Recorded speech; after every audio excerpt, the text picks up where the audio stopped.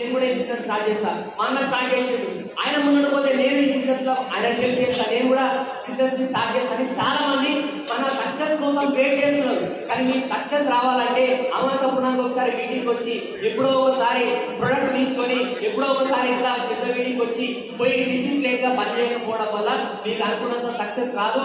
మీరు మీకోసం ఎవరైతే వెయిట్ చేస్తున్నారో అది ఈయన పోయి చాలా అవుతుంది, ఈయనకే సక్సెస్ వస్తలేదు, నేను పోయి ఏం చేయాలని చాలా మంది మీతో బిజినెస్ స్టార్ట్ చేయకపోవడానికి కారణం అన్నమాట. సో అందుకని మనం ఏదైతే పని చేస్తున్నామో డిసిప్లిన్ గా చేయాలి.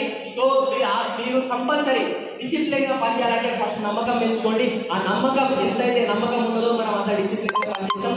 ఎంత డిసిప్లిన్ గా పనిచేస్తే అంత పెద్ద సక్సెస్ వస్తుంది. ఎంత డిసిప్లిన్ గా పనిచేస్తే అంత పెద్ద సక్సెస్ వస్తుంది. ఒక చిన్న ఎగ్జాంపుల్ ఎప్పుడు క్లోజ్ చేస్తారు, అలాగే టైం అయిపోయింది.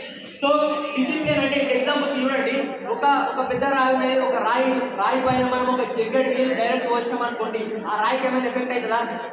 Hello, yes or no? No. కానీ ఒక డ్రమ్ అండ్ నీళ్ళు వచ్చినాం, ఆ రాయికి ఏమైనా ఎఫెక్ట్ అవుతుందా? ఒక బండ ఉన్న దానికి ఏమైనా ఎఫెక్ట్ అవుతుందా? కానీ అదే బండ పైన, అదే రాయి పైన నేను ఒక్కొక్క చుక్క డ్రాప్ పడేటట్టు చేశారు. ఆ బండకి కోరు పడతా లేదా?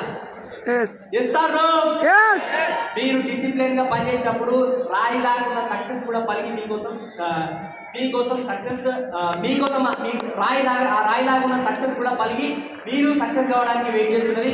సో ఎంత కష్టమైనా సరే డిసిప్లిన్ గా పనిచేస్తే సక్సెస్ వస్తుంది. ఎంత సక్సెస్ మీరు మనకు కర్ణాతో పడేగా పార్ట్ 2 స్టోరీలో మహమ్మద్ గోరి స్టోరీ ఉంటుంది, మీరు వినండి. టీబీకి పోయి సో ఎన్నోసార్లు యుద్ధానికి పోతాడు, ఎన్నోసార్లు యుద్ధానికి పోయిన తర్వాత కూడా ఆయన ఓడిపోయేస్తాడు. కానీ కేవలం ఆయన డిసిప్లిన్ గా వస్తున్నాడు అని ఒకటే ఒక కారణం చేత ఆ రాజు కూడా అరే ఇన్నిసార్లు 18 సార్లు నా కోసం నా మీద గెలవడానికి వచ్చినావు, నేనే నా రాజ్యాన్ని చేస్తాను చేసి వెళ్ళిపోతాను అనమాట. డిసిప్లిన్ కి అంత పవర్ ఉంటుంది. మీరు చేస్తున్న పనిని డిసిప్లిన్ చేయండి. రైట్. సో ఇది నా టాపిక్.